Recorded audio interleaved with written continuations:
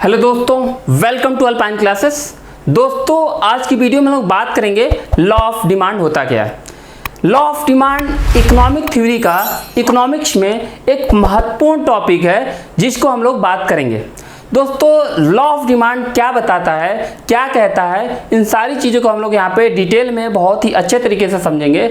Law of demand अगर मैं generally कहूँ तो लॉ ऑफ डिमांड प्राइस और क्वांटिटी डिमांड के रिलेशन को बताता है, यानी कि प्राइस और क्वांटिटी डिमांड के रिलेशन को बताता है कि प्राइस और क्वांटिटी डिमांड के बीच में निगेटिव रिलेशन होता है। निगेटिव रिलेशन का मतलब हो गया कि इन्वर्स रिलेशन होता है। इन्वर्स का मतलब हो गया कि उल्टा।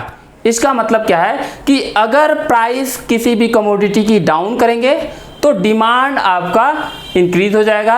अगर किसी भी प्राइस को की जो कह सकते हैं इंक्रीज करेंगे तो उसकी डिमांड क्या हो जाएगी, फॉल हो जाएगी। यानी कि अगर डिमांड अगर सपोज दैट प्राइस फॉल कर रही है तो डिमांड बढ़ रही है, प्राइस इंक्रीज हो रही है तो डिमांड घट रही है।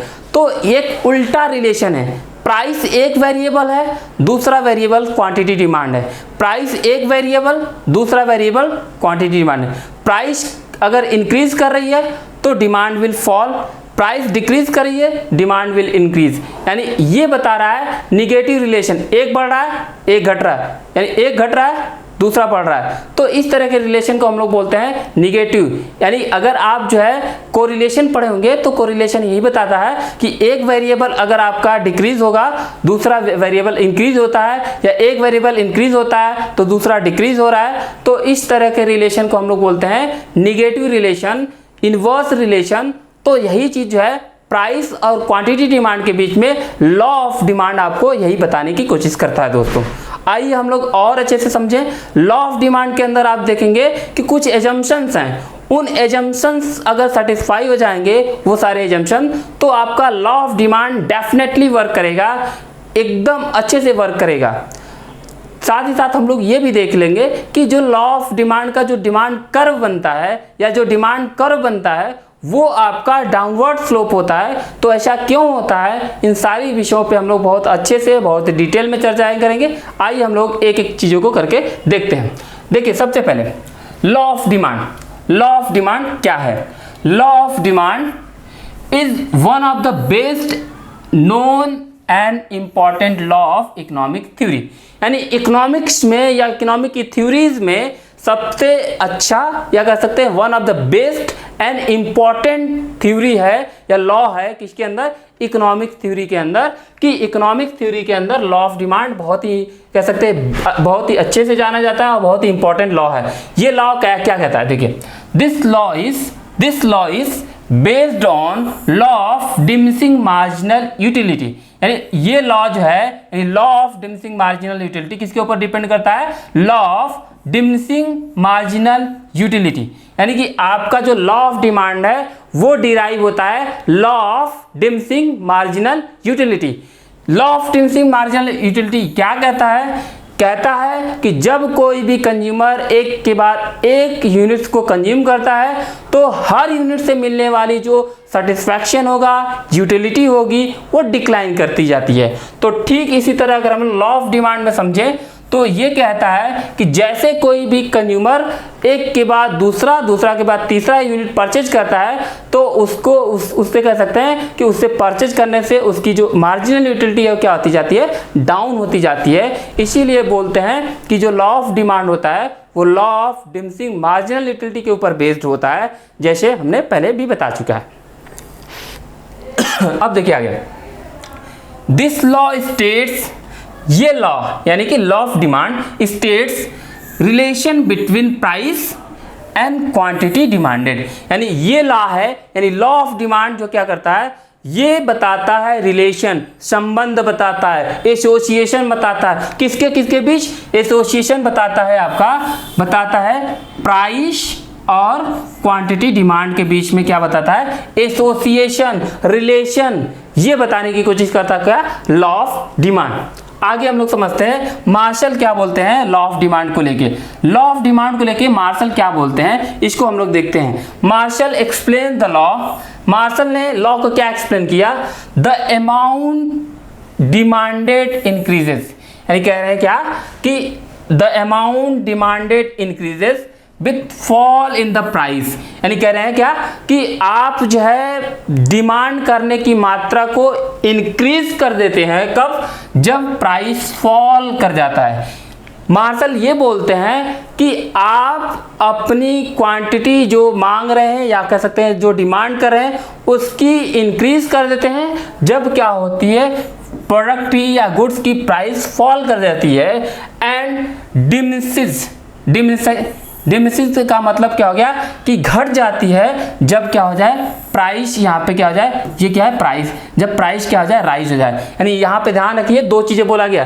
यानी मार्शल ने ये बोल दिया पहला कि डिमांड क्या हो जाएगी, इंक्रीज कर जाएगी जब प्राइस फॉल कर जाए। दूसरा इन्होंने बोला कि डिमांड विल डिमिनिश, कब डिमिनिशिंग होगी, जब जो है प्राइस जो क्या हो जाए, राइज हो जाए। तो ध्यान रखिएगा दोस्तों, यही मार्शल ने बोला है। और यहाँ पे आपको देखने को मिलेगा कि एक जगह बोल रहे हैं कि डिमांड इंक्रीज होती है कब, जब प्राइस फॉल करती है। एक जगह बोल रहे हैं कि डिमिनिशिंग होती है या डिक्लाइन हो जाती है डिमांड जब आपकी प्राइस राइज करती है। तो यानी कि लॉ ऑफ डिमांड दोनों के बीच में रिलेशन को बता रहा है कि निगेटिव रिलेशन होता है दोस्तों, एक बढ़ रहा है तो दूसरा घट रहा है, एक घट रहा है तो दूसरा बढ़ रहा है। तो यही रिलेशन आपको लॉ ऑफ डिमांड बताता है। अगर हम लोग अदर वर्ड्स में देखें, अदर वर्ड्स में अगर हम लोग लॉ ऑफ डिमांड को देखें तो क्या कहता है अदर वर्ड्स में, इन अदर वर्ड्स क्या है, the greater the amount to be sold. यानी कि अगर आपको ज्यादा सोल्ड करना है, ज्यादा बेचना है तो क्या करना है, the small must be the price at विच। यानी कहने का मतलब है कि स्मॉल मस्ट बी प्राइस, यानी आपको स्मॉल यानी कि प्राइस को क्या करना होगा, कम करना होगा। And which is offered in order that it में बी परचेज। यानी कहने का मतलब है कि आपको क्या करना है कि अगर आपको ज़्यादा अमाउंट में, ग्रेटर अमाउंट में सोल्ड करना है तो आपको प्राइस को डाउन करना पड़ेगा। यही जो है हम लोग बोला जाता है क्या कि लॉ ऑफ डिमांड बोलता है। लॉ ऑफ डिमांड यही बोलता है कि अगर आपको ज़्यादा सोल्ड करना है तो प्राइस को डाउन करेंगे, अगर कम सेल करना है तो क्या करेंगे, प्राइस को इंक्रीज कर देंगे। यही आपको लॉ ऑफ डिमांड आपको बताता है। आइए यहाँ पे और भी सारी चीज़ों को देखते हैं। 10 क्या बोल रहा है, बोल क्या रहा है, देखिए 10 there exist a negative relation या association between price and quantity demanded. यानी कि यहाँ पे बोला है कि there is negative association. Association का मतलब क्या, रिलेशन, किसके किसके बीच, निगेटिव। ये बता रहा है कि प्राइस और क्वांटिटी डिमांड के बीच में निगेटिव एसोसिएशन को बताता है। निगेटिव एसोसिएशन का मतलब हो गया कि प्राइस अगर आपका इंक्रीज करेगा, प्राइस इंक्रीज करेगा तो quantity will fall, price decrease करेगा तो क्वांटिटी विल राइज। यही निगेटिव रिलेशन होता है, इसी को हम लोग बोलते हैं। अब देखिए यहाँ पे देखिए ध्यान से देखिएगा क्या है कि आपको समझना क्या है, यहाँ पे मेरे को समझाना ये है आपको कि ये क्या है। यहाँ पे कह रहा है कि द क्वालिफाइंग क्लॉज, यानी कि ये चीज बोलने से पहले कि आपका प्राइस अगर फॉल करता है तो quantity will increase and price will increase. अगर प्राइस इंक्रीज होता है तो क्वांटिटी विल फॉल। इससे बोलने से पहले एक क्वालिफाइंग क्लॉज आपको लगाना होता है। क्वालिफाइंग क्लॉज लगाना होगा क्या, अदर थिंग्स रिमेनिंग कांस्टेंट या रिमेनिंग द सेम। यानी अगर आपको लॉ ऑफ डिमांड पढ़ना है, लॉ ऑफ डिमांड को डिफाइन करना है तो उससे पहले आपको एक क्वालिफाइंग क्लॉज लगाना होगा, अदर थिंग्स रिमेनिंग सेम या अदर थिंग्स रिमेनिंग कांस्टेंट का एक क्लॉज लगाना होगा। फिर इसके बाद या उसकी जगह पे आप लिख सकते हैं सेट्रिस पेरिबस। सेट्रिस पेरिबस, और सेट्रिस पेरिबस का मतलब क्या होता है कि आपको other thing remaining constant, other thing remaining constant आपको ये बोलना होगा कि अदर थिंग रिमेनिंग कांस्टेंट। या कुछ चीज़ें जो हमको क्या मान के चलना है, एजम्पशंस। इस लॉ के अंदर क्या है, कुछ एजम्पशंस को मान के चलना है कि ये चीज़ें क्या होगी, आपकी सेम होगी, इसमें चेंज नहीं होना चाहिए, तभी ये लॉ क्या करेगा, वर्क करेगा। Otherwise law will fail, law fail हो जाएगा।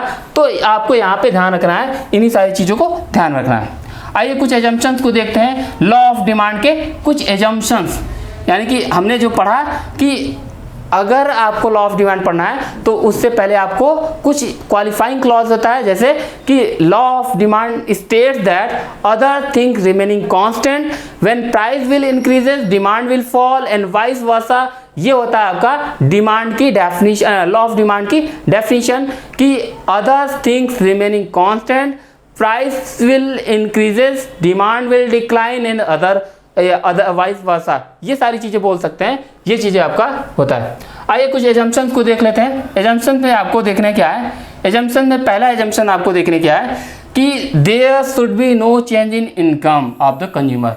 यानी कि सबसे पहले ये ध्यान रखना है कि जब भी आपको लॉ ऑफ डिमांड पढ़ना है तो कंज्यूमर की इनकम में कोई चेंज नहीं आना चाहिए, कंज्यूमर की इनकम सेम होनी चाहिए, कंज्यूमर की इनकम में इंक्रीज या डिक्रीज नहीं होना चाहिए, तभी ये लॉ क्या हो सकता है, वर्क कर पाएगा। एजम्पशंस का मतलब हो गया कि हम लोग क्या करते हैं, इकोनॉमिक एक सोशल साइंस है और सोशल साइंस होने की वजह से क्या है कि आप जानते हैं कि हम लोग सोशल साइंस में ह्यूमन बिहेवियर की स्टडी करते हैं और ह्यूमन बिहेवियर की स्टडी जब करते हैं तो हर पर्सन की क्या होती है, बिहेवियर अलग अलग होता है, हर पर्सन का बिहेवियर अलग अलग होता है। इसीलिए हमको क्या करना है कि कुछ चीज़ों को यहाँ पे कांस्टेंट करके चलना है। तो उसमें पहला जो चीज़ है आपको एजम्पशन वो क्या है, there should be no change in the income of the consumer.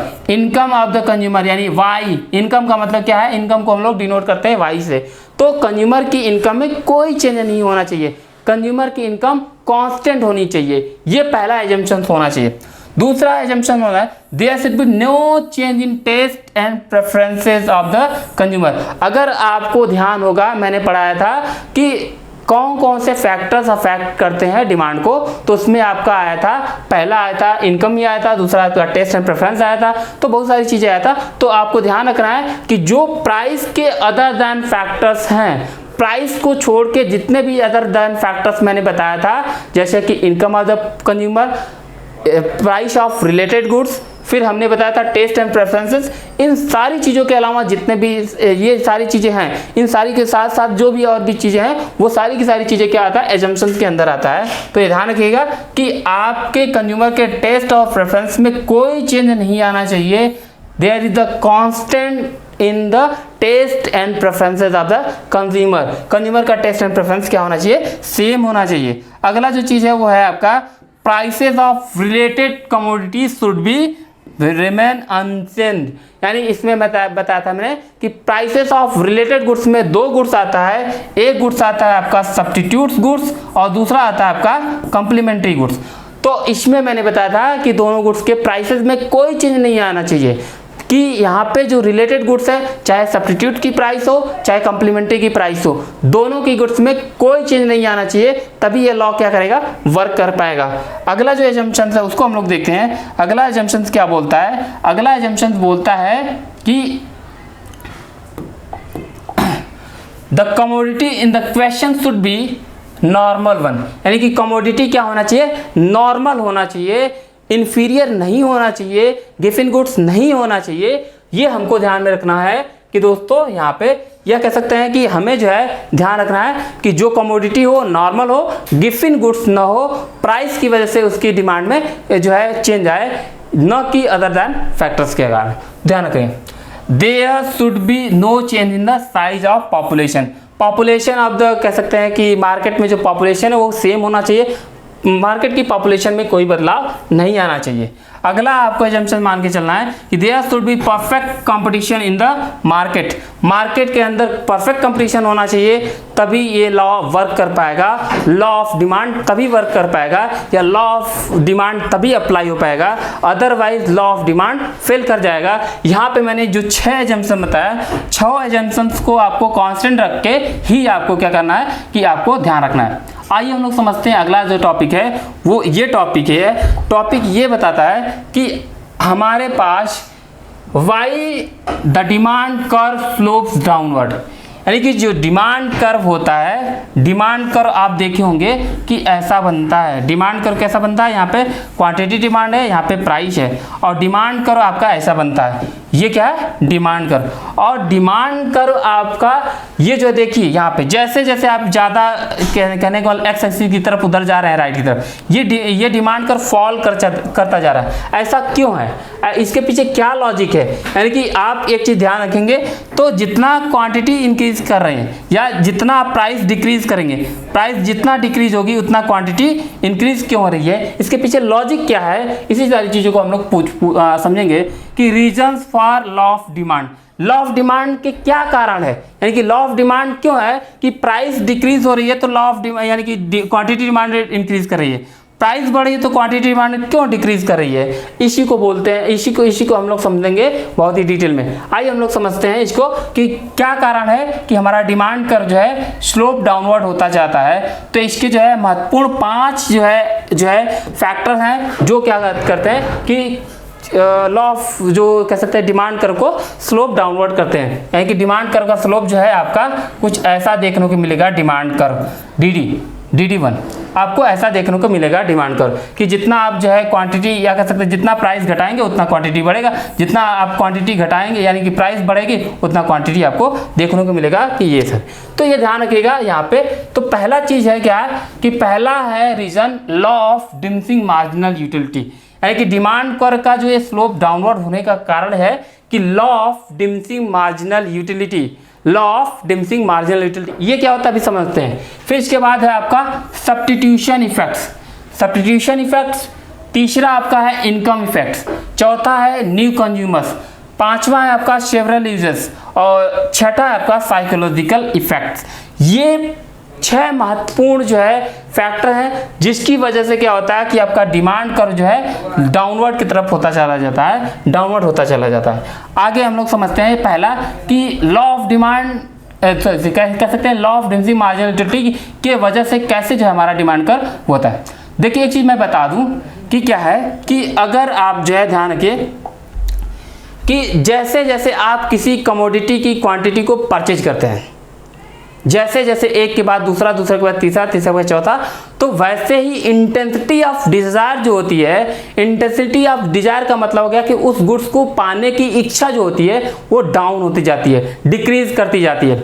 इसीलिए क्या करना पड़ता है, प्राइस डाउन करना पड़ता है, और जब प्राइस डाउन होती है तो डिमांड विल इंक्रीज। यानी यहाँ ध्यान रखिएगा कि intensity of desire is tends to decline, जैसे जैसे क्या होगा कि आप परचेज करते जाएंगे एक के बाद दूसरा यूनिट, दूसरा के बाद तीसरा, चौथा। जैसे कि आप एक नॉर्मल बिहेवियर की बात करते हैं, जैसे आप शॉपिंग करने जाते हैं तो शॉपिंग करने जाएंगे तो पहला यूनिट खरीदेंगे तो आप जो है क्या करेंगे, सोचेंगे कि जो है मतलब पहले के बाद दूसरा, एक ऐसा पोजीशन आएगा धीरे धीरे क्या होता जाता है कि खरीदने की इच्छा जो होगी क्या होगी, डाउन हो जाएगी। जब डाउन होता है तो उसी को बोलते हैं हम लोग law of diminishing marginal utility. यानी कि इसमें आपको ये समझना है कि जो law of diminishing marginal utility यही कहता है कि आदमी की या कह सकते पर्सन की जो इंटेंसिटी ऑफ डिजायर होती है वो क्या होती है, आपकी डिक्लाइन करती जाती है एज जैसे जैसे हम लोग मोर and more units of commodities purchase. देखिए यहाँ पे क्या कहता है, अकॉर्डिंग टू दिस प्रिंसिपल, यानी इस प्रिंसिपल के आधार पर क्या है कि marginal utility of commodity reduces when quantity of goods is more. यानी कि जब आप जो है ज़्यादा क्वांटिटी जो है परचेज करेंगे वैसे क्या होगा, मार्जिनल यूटिलिटी डिक्लाइन करती जाएगी, और जब मार्जिनल यूटिलिटी डिक्लाइन करेगी तो आपको और ज़्यादा परचेज करने के लिए आपको क्या करना पड़ता है, प्राइसेस डाउन करता है, और जब प्राइसेस डाउन होती है तो आप ज़्यादा क्वांटिटी डिमांड करते हैं। तो यही चीज़ कह रहा है कि consequently when the quantity is more the prices will fall. यानी कि इससे क्या है कि आपको ज़्यादा क्वांटिटी परचेज कराना है तो आपको प्राइस फॉल करना पड़ेगा, एंड डिमांड विल इंक्रीजेज, यानी डिमांड इस तरह से क्या हो जाएगी, आपकी इंक्रीज हो जाएगी। और भी चीज़ें हैं, देखिए यहाँ पे और भी चीज़ें हैं, इसको भी समझ लेते हैं।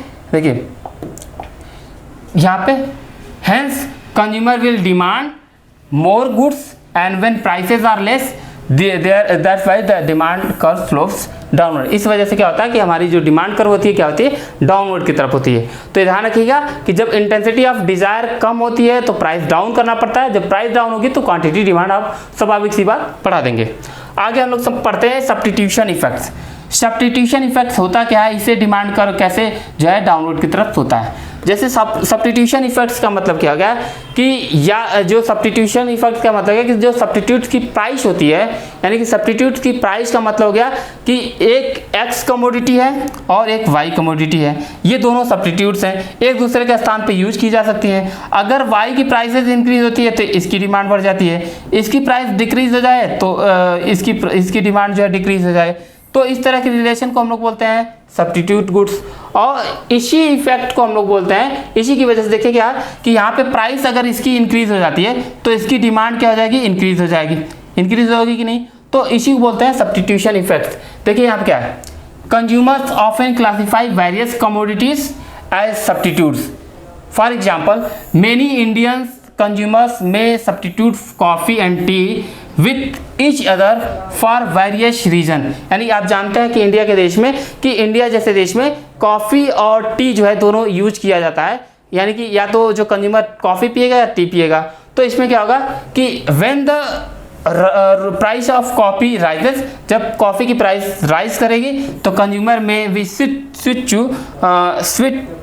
To buying tea more as will become relatively cheaper. यानी कि इसमें क्या होगा कि जो कंज्यूमर होगा स्विच कर जाएगा, यानी कि कॉफ़ी की प्राइस बढ़ती है तो स्विच कर जाएगा वो टी के ऊपर। तो ये ध्यान रखिएगा, यही इसी को बोलते हैं सब्स्टिट्यूशन इफेक्ट्स। अब यहाँ पे ध्यान रखने की बात है कि economics refers to this as, इन्होंने क्या किया कि इसमें क्या है कि इसी को बोला गया सब्स्टिट्यूशन इफेक्ट्स। यानी कि अगर एक ये जो है सपोज दैट क्या है, ये आपका कॉफ़ी है, ये कॉफ़ी है और ये आपका टी है। तो यहाँ ध्यान रखिए, जब कॉफ़ी की प्राइस इंक्रीज होगी तो कॉफ़ी की प्राइस इंक्रीज होगी तो टी की जो है डिमांड बढ़ जाएगी, क्योंकि ये जो है जब कॉफ़ी की प्राइस टी की प्राइस अगर इंक्रीज होती है तो कॉफ़ी क्या हो जाएगा आपका, इसमें जो है चीपर हो जाएगा। कॉफ़ी क्या हो जाएगा आपका, चीपर हो जाएगा। और कॉफ़ी जब चीपर हो जाएगा तो लोग इसको ज़्यादा डिमांड करने लगेंगे। जब डिमांड ज़्यादा करेंगे तो क्वांटिटी स्वाभाविक सी बढ़ जाएगी। Economist refer to this as substitution effects has, यानी इसको जो है बोला गया सब्स्टिट्यूशन इफेक्ट्स। यानी कि अगर प्राइस अगर इसकी बढ़ जाती है, इसकी डिमांड बढ़ जाती है, तो इसी को बोलते हैं हम लोग substitution effects.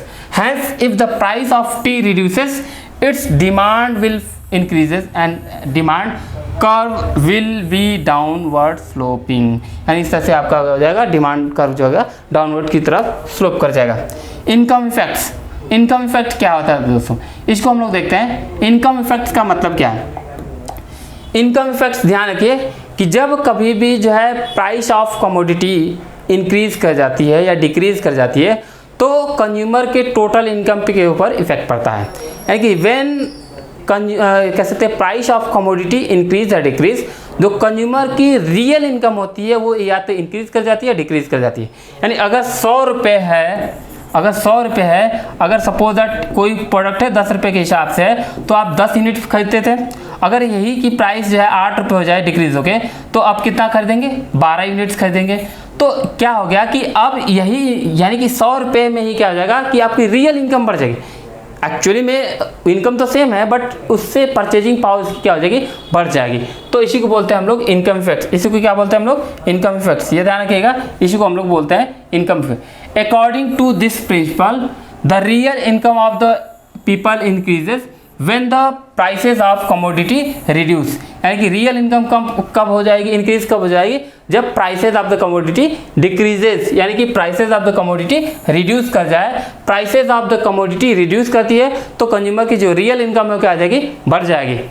This happen because of they spend less in case of falling prices. यानी कि ये होता क्या है कि जब ऐसा होगा तो ये होगा क्या कि इससे क्या होगा कि अब जो है कंज्यूमर लेस स्पेंड करेगा, कम खर्चा करेगा। क्यों, क्योंकि प्राइसेस जो है कमोडिटी की क्या करिए, फॉल कर जाइए और and up with more money, यानी इसके पास ज़्यादा मनी रहेगा पहले से। With more money they will in terms purchase more and मोर। यानी कहने का मतलब हो गया यहाँ पे कि अगर उसके पास प्राइसेस ज़्यादा होगी, सपोज अगर प्राइसेस कम होगी तो उसकी इनकम बढ़ेगी, यानी रियल इनकम बढ़ेगी, और उस रियल इनकम जो बढ़ी हुई रियल इनकम है उससे और ज़्यादा डिमांड करेगा। और इसी वजह से क्या होगा, यानी यहाँ पे लिखा है in terms purchases more and more therefore the demand increases as prices fall. इस तरह से डिमांड इंक्रीज कर जाएगी जब प्राइसेस फॉल कर जाएगा। अगला हमारा है न्यू कंज्यूमर्स, न्यू बायर्स या न्यू कंज्यूमर्स भी बोल सकते हैं कि अगर मार्केट के अंदर जो है न्यू बायर्स या न्यू कंज्यूमर्स जो है आ जाए। कहने का मतलब यहाँ पे देखिए क्या कह रहा है कि when ever the prices of commodity decreases, जब भी मार्केट के अंदर प्राइस डिक्रीज करेगा, न्यू बायर्स इंटर्स द मार्केट, यानी कि नए नए मार्केट में बायर्स आ जाएंगे आपके कमोडिटी को परचेज करने के, एंड स्टार्ट परचेजिंग इट, यानी कि जब प्राइस डिक्रीज करेगी तो नए बायर्स भी आएंगे, नए नए तरह के बायर्स आएंगे, जिससे क्या होगा कि आपकी डिमांड बढ़ जाएगी। This because they were unable to purchase it when the prices were high, यानी कि होगा क्या कि जब प्राइसेस हाई रही होंगी तो वो लोग अनेबल थे परचेज करने के लिए, लेकिन जैसे ही प्राइस बढ़ेगी तो क्या हो जाएगा, प्राइस घटेगी तो वो लोग भी, नए कंज्यूमर्स भी जुड़ना शुरू हो जाएंगे उस प्रोडक्ट को परचेज करने के लिए। एंड यही होगा, यही चीज़ देखने को मिलेगा कि यही चीज़ कि आपको क्या कि यहाँ पे मैंने बताया कि जब भी प्राइसेस डाउन होती है तो नए कंज्यूमर्स जो पहले अफोर्ड नहीं कर पा रहे थे वो लोग आएंगे, वो लोग परचेज करना स्टार्ट कर देंगे। ये कह रहा है कि as the prices falls demand rises and the demand curve becomes downward sloping, और इस तरह से क्या होगा, डिमांड कर्व जो है डाउनवर्ड की तरफ स्लोप करेगा। आगे हम लोग समझते हैं कि different uses of certain goods. अगला जो है जिसकी वजह से हमारा डिमांड का स्लोप डाउनवर्ड होता है वो है आपका कि different uses of certain goods. Different uses of certain goods का मतलब क्या कि अल्टरनेटिव यूजेस। क्या है? Alternative uses. अल्टरनेटिव यूजेस का मतलब हो गया कि जब क्या है कि आपका कोई ऐसा प्रोडक्ट है, ऐसी गुड्स है जिसके एक से ज़्यादा मल्टीपल यूजेस हैं, यानी डिफरेंट यूजेस का मतलब क्या कि मल्टीपल यूजेस, अल्टरनेटिव यूजेस। जैसे आप इलेक्ट्रिसिटी को जानते हैं कि इलेक्ट्रिसिटी का बहुत सारा यूज़ है, फ़ैन चला सकते हैं, एसी चला सकते हैं, बल्ब चला सकते हैं, एलईडी चला सकते हैं, मतलब N number of uses. Milk हो गया, तो इसी तरह की गुड्स है। यहाँ पे कह रहा है कि different uses of certain goods या अल्टरनेटिव यूजेस ऑफ गुड्स। तो कह रहा है कि different uses of certain goods and services also accountable for the negative sloping, यानी कि इसके पीछे क्या है, कह रहा है कि जो आपका different uses of goods and services है, यानी एक ही कमोडिटी के डिफरेंट यूज है, उसकी वजह से क्या होता है कि हमारा जो डिमांड कर्व होता है वो निगेटिव स्लोप देखने को मिलता है। With the increase in the price of such goods they will use only for more important uses and accordingly the demand for, यानी कि जैसे यहाँ पे ध्यान रखिए कि होगा क्या कि जब किसी भी गुड्स के अल्टरनेटिव यूजेस होंगे, मल्टीपल यूजेस होंगे, और जब उसकी प्राइसेस बढ़ जाएंगी तो प्राइसेस जैसे ही बढ़ेंगी तो वो गुड्स जो है जो इम्पॉर्टेंट यूज़ है बस वही यूज होगी, जो लिबरल यूज था उसको क्या कर दिया जाएगा, रोक दिया जाएगा। इसी तरह जब प्राइसेस फॉल कर जाएंगी तो अब यहाँ पे कंज्यूमर जो है उसको लिबरली यूज करेगा, जितना चाहे उतना यूज करेगा, अब उसके ऊपर कोई बाउंडेशन नहीं रहेगा दोस्तों। तो ये रहा आपका जो है कौन कौन से फैक्टर्स हैं जो डिमांड कर्व को अफेक्ट करते हैं, सॉरी ये कौन कौन से फैक्टर्स हैं जिसकी वजह से डिमांड कर्व जो है आपका स्लोप डाउनवर्ड होता है दोस्तों। तो ये रहा दोस्तों आज का पूरा मैंने बता दिया कि लॉ ऑफ डिमांड क्या है और एजम्पशंस क्या है लॉ ऑफ डिमांड के, और उसमें मैंने बता दिया कि ऐसा क्यों होता है कि डिमांड कर्व हमारा डाउनवर्ड की तरफ स्लोप करता है, यानी कि जैसे जैसे हम लोग ज़्यादा परचेज करते हैं तो वो डिक्लाइन करता जाता है, या प्राइस हम लोग जब डिक्लाइन करते हैं तो डिमांड क्यों इंक्रीज हो जाती है। इसके पीछे हमने देखा कि लॉ ऑफ डिमांड एक ऐसा फैक्टर था, sorry law of diminishing marginal utility एक ऐसा फैक्टर था। फिर हमने देखा कि income fact, substitution effects, various uses या मल्टीपल यूजेस या अल्टरनेटिव यूजेस, और बहुत सारे देखा कि हमने किस वजह से हमारा डिमांड का स्लोप डाउनवर्ड होता है दोस्तों आज की वीडियो में बस हम लोग इतना ही पढ़ेंगे। मिलते हैं नए वीडियो में नए तरह के टॉपिक को लेके, तब तक के लिए आपको मेरा बाय बाय।